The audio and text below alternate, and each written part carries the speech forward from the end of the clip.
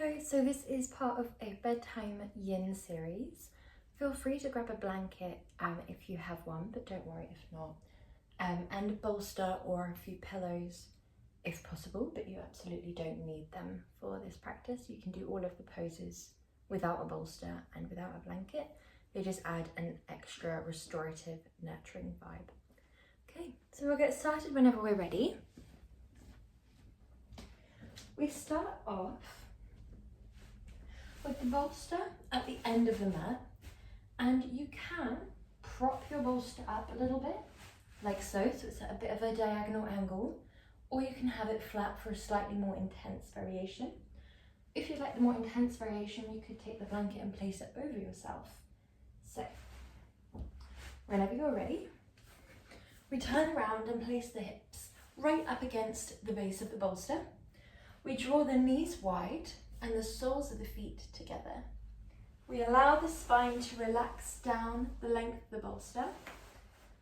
And we're just going to draw the arms wide. And they could be down by your side if you have sensitivity in the shoulders, or out nice and wide if you want that real heart opening sensation. You can place the hands on your person if that feels a bit more nurturing and comfortable. And we're just going to relax down here. Allow your feet to be as far or as close towards the pelvis as you like. We want it to feel comfortable, yet not easy. We always want the sensations to be halfway between not intense at all and far too intense. Around a 7.5 out of 10 where we can. We begin to relax down the muscles, especially the muscles of the target area. But in Yin, we do also want to focus on allowing ourselves to spread that focus all through the body. We allow as much of the body to relax down as possible. The target area here is the hips, the groin, a little bit through the lumbar spine, all the way down to the toes. However, we also want to relax down as much of the upper body as we can. It's thought that when the mind is stressed, the body can become tense. When we're anxious, the body can become jittery. When the mind is blue, the body can become slower. When the body is hungry, the mind can become agitated. So we know how interconnected the mind and the body are. So what we're doing in Yin is simply taking what we can control, which is the body and the breath. We aim to still the body and relax it down. And we aim to slow the breath so it's complete, full and natural. Even more so when we relax down the muscles of the torso. And this, in time, will allow us to shift into more of a relaxed state within the mind, within the nervous system, and within our energy body. We begin to shift out of that yang-like state and into that yin-like state, where we are calm and relaxed.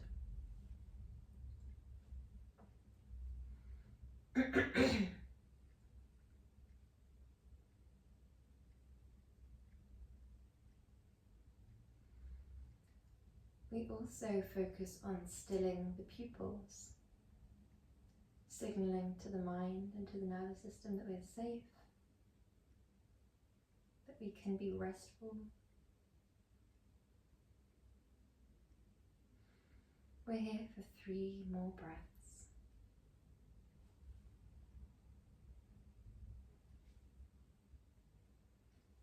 And then when you're feeling ready, you can use your hands, if you like, to guide the legs closer together again.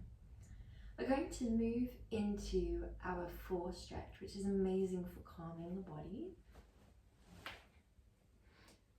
We're going to take a slight adaptation. So we take away the bolster, and you might rest down on the blanket if you like, but you don't have to. We're going to turn around to face maybe a sofa or a wall. And we're going to place our left leg either in a bent leg, or if it's a wall, you could even do a straight leg. The right leg is going to hook up and over like so. You can have that left leg straight, either at a perfectly vertical angle or at a bit of a diagonal angle, or you can have it deeply bent. The more stacked that your left knee is over your left hip, the more intense the sensation will be through your right hip. So we really want to play around with our perfect variation of this pose. You might find that being perfectly stacked is too intense, and therefore you need to move your left foot higher at the wall or into a diagonal line rather than perfectly stacked. Once you found your perfect variation, you could draw your arms wide out to the side. And we just relax down here. Any pose where your legs are lifted and elevated whilst your body is laying perfectly flat on the ground is thought to be lovely for the nervous system, good for blood pressure, and if we're taking into account the meridian system, which a lot of our poses focus on, the notion derived from traditional Chinese medicine theory that there are ley lines of energy flowing through our body, then it's amazing for just shifting that flow of energy, going against gravity, removing any areas of stagnancy or blockages by just changing up the direction of flow. It's also thought to be lovely for our circulation.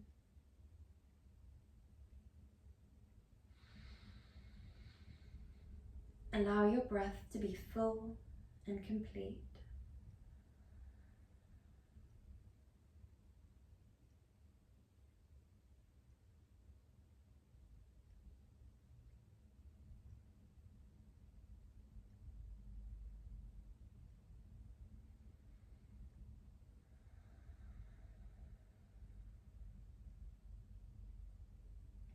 You might find that the sensations that you started with have dissipated into a very slight or subtle sensation. You might find that what started off as quite intense has become quite enjoyable and gentle. Often poses that we come into thinking we won't be able to last here for long, we end up enjoying and not wanting to leave. But we only really reach this point when we allow that relaxation of the muscles, when we give them that trust just to sink and melt into the pose, allowing gravity to do its thing, surrendering down. We're going to swap sides when you're ready by planting the right sole of the foot onto the wall. That could be in a straight line, or in a diagonal line, or in a bent leg. We then hook the left leg up and over into your forestretch. Inhale deeply in and exhale fully.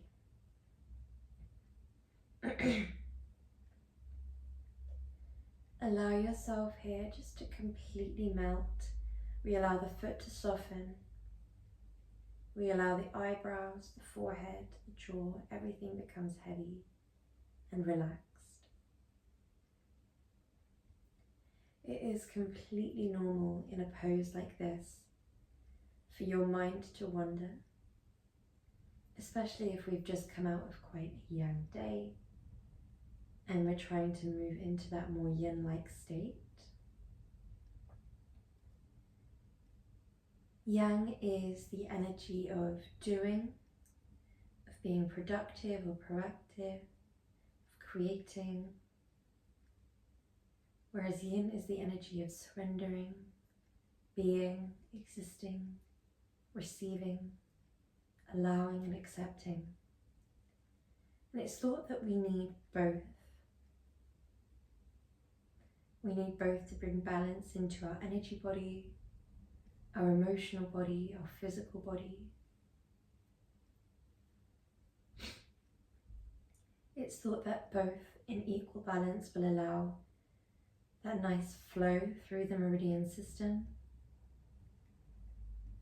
And yin can often be seen as just allowing yourself time to exist without the responsibility of doing anything at all. You don't need to change anything, as we're perfect just as we are, exactly in the present. You don't need to react or respond to anything in the outside world, but we also don't need to react or respond to anything on the mat. For example, if a thought arises, we don't need to decide whether that thought belongs to us, whether we agree with it or disagree.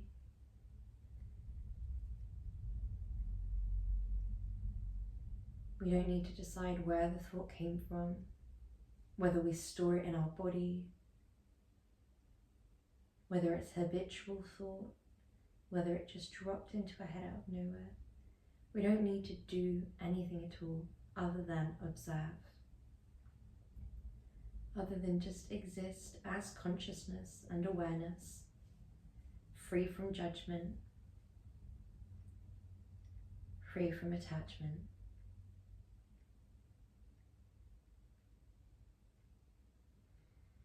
That lack of attachment doesn't necessarily mean that we're detached.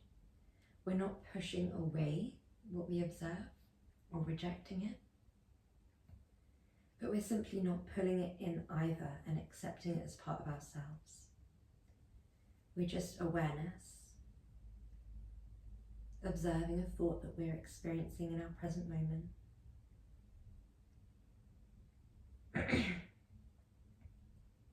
And we observe thoughts just as we would observe the breath.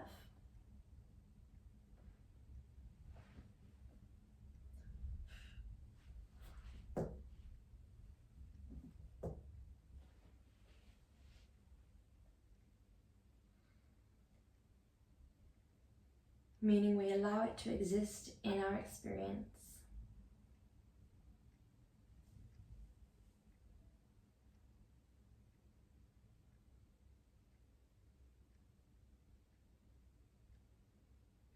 We allow our awareness to settle on it. And we allow the thought to be in stillness. We allow our awareness to be in stillness before shifting back to your next present moment, which might be the sensations that you feel, the breath drawing in and out. When you're feeling ready, we're slowly going to make our way onto one side. We then make our way up into a comfortable seated position.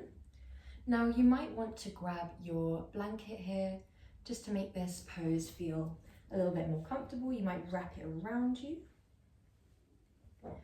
This is completely up to you. So we're first going to send our right leg out in front, and then we hook that left leg up and over, and we aim to have the knees roughly stacked. If they're not stacked, if they look a bit more like this, that's absolutely fine, as long as we have the energy of this leg scooping up and round, rather than King or Lord of the Fish. It's not quite sole of the foot down, it's hooking it round as much as we can. You might send this leg long, or you might draw that leg under, like so. Now in yin, the pose works around your body. So if you find that you come into this pose and one of your hips is a little bit higher, that's actually okay in yin. We don't need perfect alignment in every single pose. It's all about the pose working around your skeleton and you just relaxing into it for as long as it feels okay for you. We can add in these restorative elements, such as wrapping a blanket around you, or sitting onto a blanket, or you could grab a bolster, placing it in front of you, wrapping the arms around and making it a little bit more nurturing in that way. So make it your own. There is no right or wrong. In yin, you can reach for that more compassionate, nurturing, restorative feel in some poses, and go for that more simplistic, disciplined yin feel in other poses where it's just the weight of your body, the weight of gravity, and the hard ground. Whatever feels right for you, you might fold forwards or you might stay upright. As long as we are relaxing down through the muscles, specifically the target area, which is from the waist down to the toes, then the rest is completely up to you. Some people might feel more comfortable being upright with their hands in their lap. Others might feel more comfortable peeling forwards a little bit. And when we relax in yin, we like to sort of scan through the muscles one by one. So I like to focus on first the area where I feel it the most, which here would be the pelvis. So I just relax the front of the pelvis, the glutes, then the hamstrings, then the thighs or the quads, then the calves, then the feet. If you notice an intensity increase, observe where you feel it, and then observe if you have begun to switch on in that area and resist the pose. It's thought that as long as there is a lack of resistance, and as long as we are within our comfortable range, which is from very comfortable all the way up to our edge, then the sensations should gradually become more and more comfortable. Our edge is known as the point in which there shouldn't be any pain, and there should never be any pain in yin. It should be intense, but never super uncomfortable. It might be unfamiliar sensations as we are reaching new territory, often within our range of motion. It should be the point in which gravity lowers you down to, where you feel that your body can't go any deeper, but it's lowering you down in a very natural way. It's simply that you're relaxed and gravity naturally deepens you into your pose, but it doesn't push you past the point in which you intuitively know is right for your body. Once you do feel like you begin to surpass the point in which you feel comfortable, you might begin to incorporate props, such as a bolster to rest your head on, or a block to rest underneath the feet, something like that. You often know your own body and what to do and what it wants.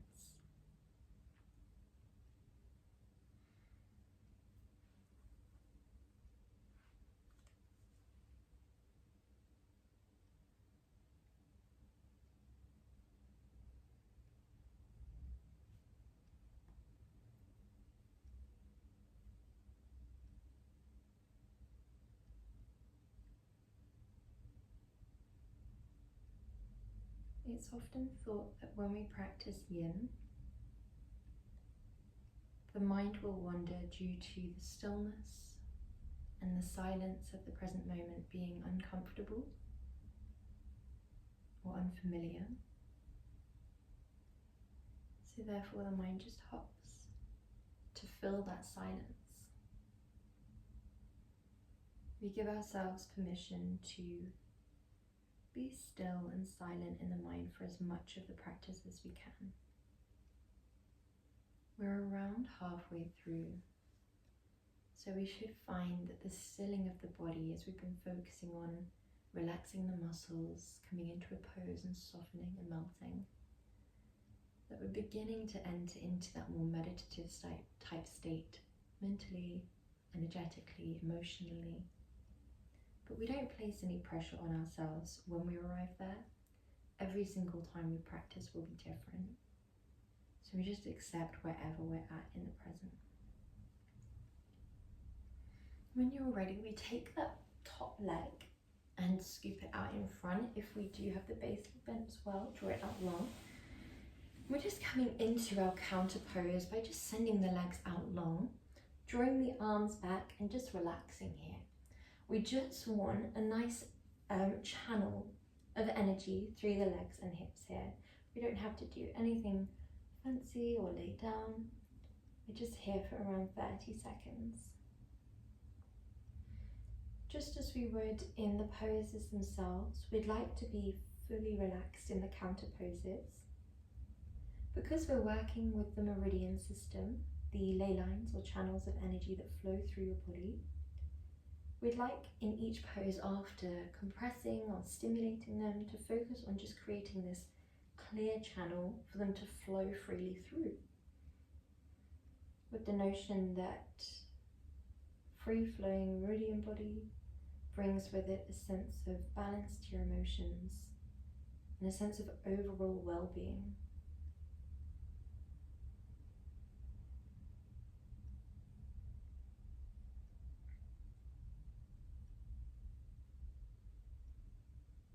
Okay. When you're feeling ready, we're going to move on to the other side as slowly as you like. So we take the opposite leg, scooping it up and round. You can use your arms. I often find it nice and helpful just for getting as much depth out of your pose as we can. You might scoop that base leg under, you might leave it long. And in yin, there's no pressure to equal out what you did on each side. It's all about responding in the present moment to how you feel. So if you found on one side it felt right to hook under but not the other, or vice versa, that's fine. We listen to what side of the body we're on at the moment. So when you're feeling ready, make it your own. You might stay upright, you might forward fold, you might grab a blanket and wrap it around you, or a bolster and wrap your arms around it. Find what feels right for you and then settle down. When we settle down, we would like to focus on first relaxing through the target area and then making our way through the rest of the body to ensure that we are as relaxed physically as we can be, to encourage that relaxation in the emotional body, in the energy body, in the nervous system.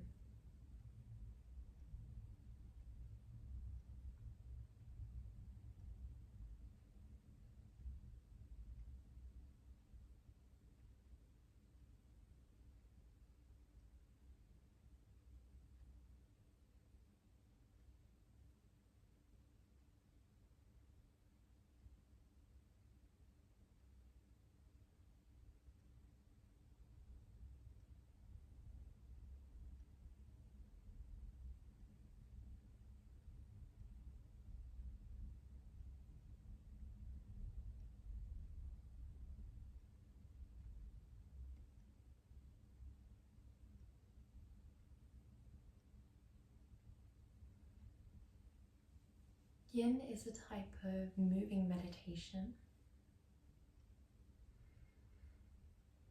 As we enter deeper into the practice, we often find it easier to find stillness and silence. We become more and more comfortable with stillness and silence. And that's for many reasons. Often when we're changing state, that can be really uncomfortable. So at the start, if we're changing from a yang state to a yin state, we can almost reject or resist that relaxation, that coming into a quiet meditative state. But simply by bringing the body into stillness and allowing the breath to be full and slow, gradually we naturally enter into that more rested state mentally as well. And we place no pressure on when we arrive there, how we've arrived to the mat today. We just allow that complete and total acceptance of ourselves in our wholeness.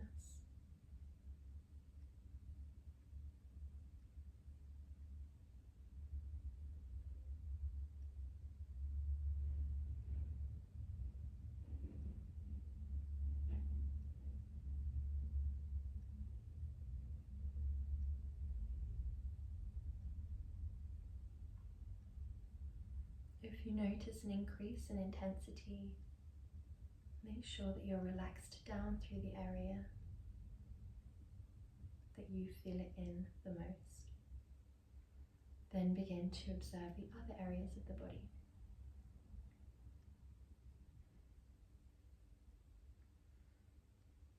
Coming into a meditative state simply means becoming aware of your present moment, and that awareness is non-reactive, non-attached. When we are non-attached, it means we can observe thoughts, feelings that arrive with the thoughts, energy shifts, without placing extra meaning, without having to decide why, without it reflecting anything on us, or who we are, what we believe. We don't need to claim anything, and we don't need to reject anything, which means that the ego and the identity can just take a rest. All these parts of ourselves that carry us through our day-to-day and allow us to function. But when we exclusively live from those areas, it can mean that we have that lack of reflection. It can mean we become more and more reactive rather than reflective.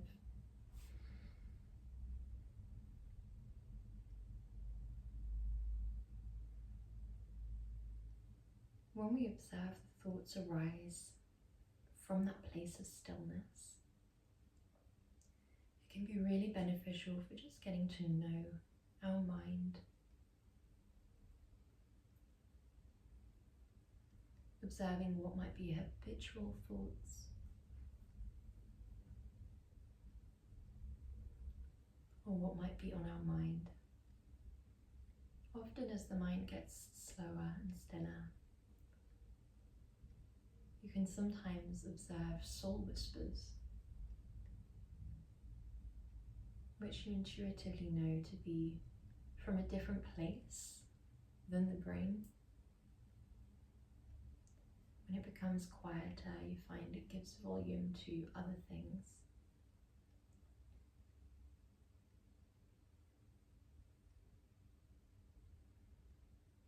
And by observing the thoughts, we're still in a meditative state, as long as we don't respond.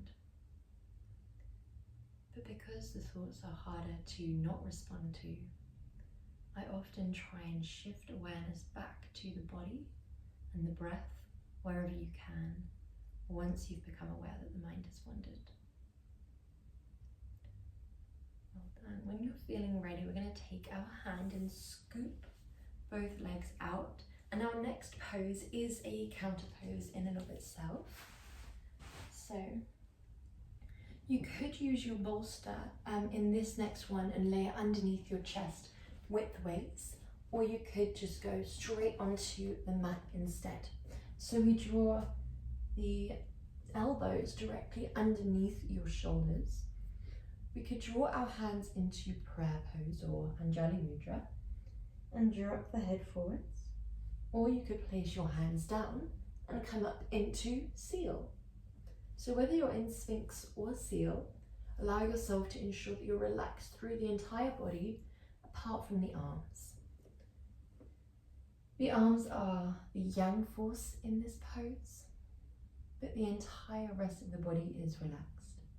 It's up to you whether you keep the head and neck long or heavy. If you spend a lot of time on the phone or on the computer and you find that you get a lot of ache around this area, then I would recommend just to keep the neck and head heavy or rest it on a bolster or a block, just to avoid overstraining that area.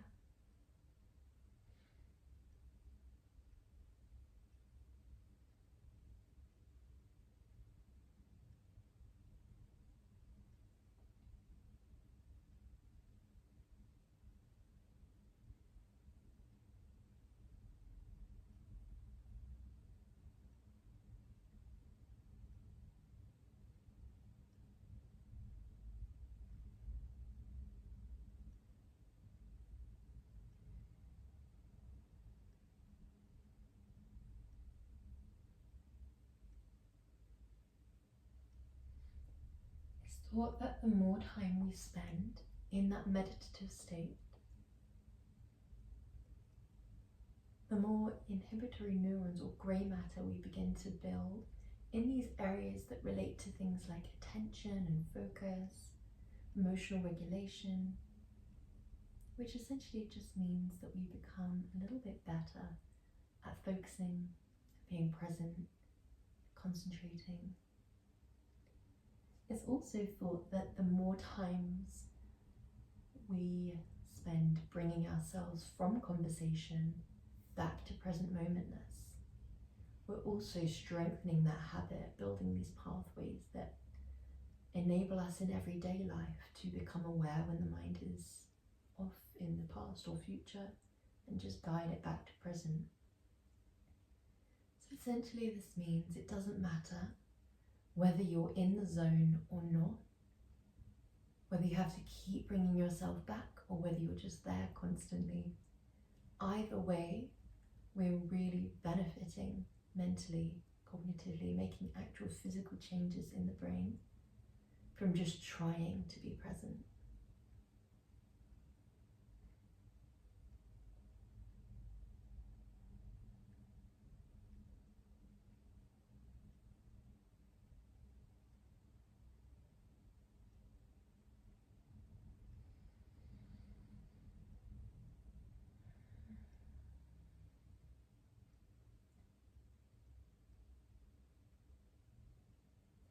Sometimes thoughts will arise that feel quite heavy or quite attached and therefore difficult to let go of. That's absolutely normal, especially seeing as we target these deep areas of the body in yin. And many believe that the body remembers emotions, memories, tensions, stresses, and it stores them. It's thought that these deep tissues of the body that we focus on in yin, the tendons, the ligaments, joints, the bones, might hold longer held or deeper emotions, tensions, and memories. So it's normal for the mind to wander to seemingly random or faraway places. We just allow that to come into our awareness, be part of our present moment, but without reaction or response, just observing from a state of stillness, we gently guide back to present. You don't need to put a pin in a thought for later.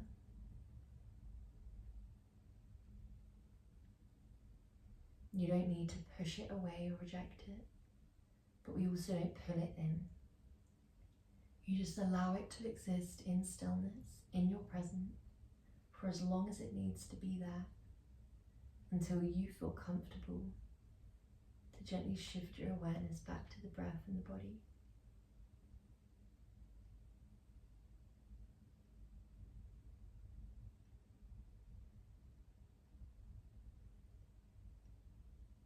In yang practices, we might do a more visual way of letting go of thoughts, such as placing a thought on a leaf and letting it flow away. But in yin, it's about just being. We don't need to do anything at all. We just allow it to exist. We allow ourselves to exist in stillness with that thought, just floating in front of us, neither interacting. When you're ready, we're going to come into our counter pose where we draw our left forearm parallel to the front of the mat, right forearm parallel to the side of the mat, so you make a little square with your arms, and then right leg, so that the shin is parallel to the side of the mat as well. So we've got a few right angles here, and then we just relax down. Inhale deeply, exhale fully. This is lovely for releasing through the inner hip and the lower back. So we get quite a nice opening through the body here. You're also opening through the front of the chest and shoulder. Even though when we target the meridian body, aiming for that release or free-flowing nature through it, we're aiming for overall well-being. It's thought that each meridian does relate to a separate or different emotion.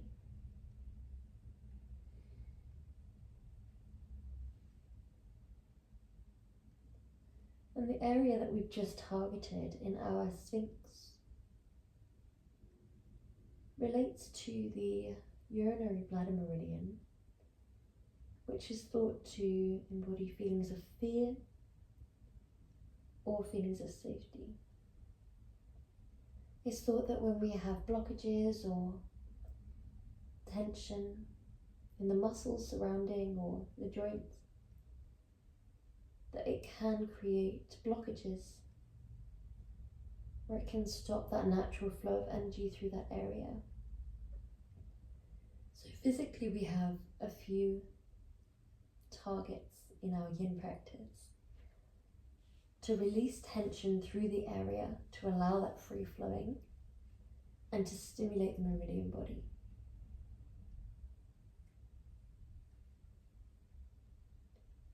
This relaxation through the body has secondary effects on the nervous system, on the mind. When you're ready, we swap sides by drawing that right leg long. Draw your left leg out towards the left side, left arm out to the left side, and right forearm comes parallel to the top of your mat. We relax down here. We become as heavy as possible, allowing the entire weight of the body to sink into the mat.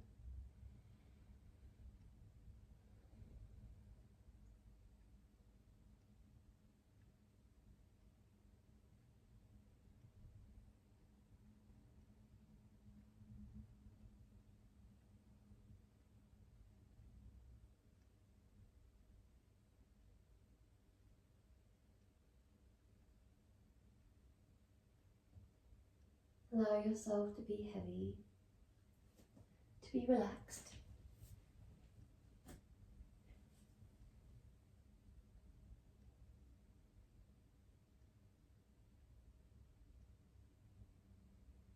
If your mind begins to wander here, allow it just for the last few moments in your yin practice to be as relaxed and switched off as possible. In day-to-day life, we often have this responsibility to respond, to react, to decide, to agree or disagree. And yin is a lovely release where we give ourselves permission to just exist, free from the responsibility to do. We allow ourselves instead just to be.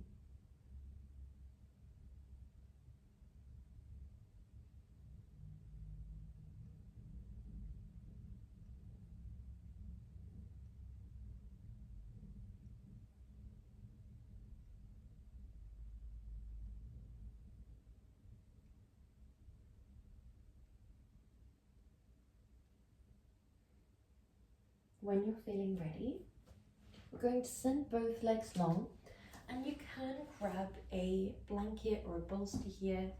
We're going to come into our Savasana, where we just lay down.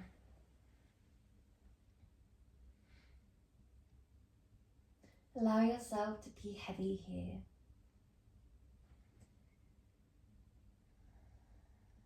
Allow the entire weight of your body to melt into the mat.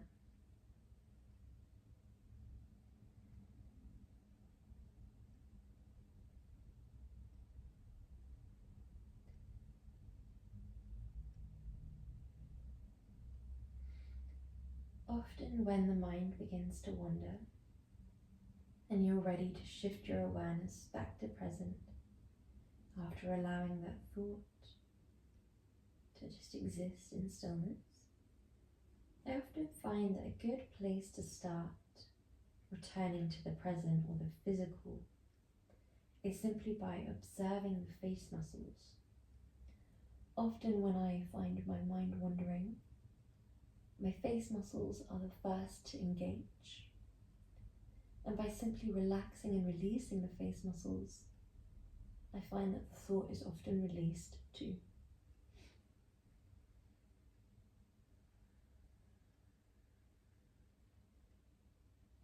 From there, you might observe if the shoulders are also relaxed, if the back is relaxed, if the torso muscles are relaxed. You might observe how the breath fills the body.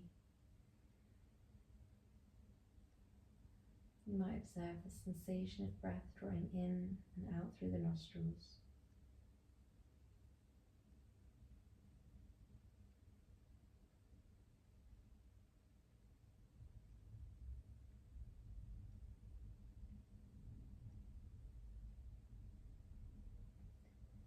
Feel free to stay here for as long as you like.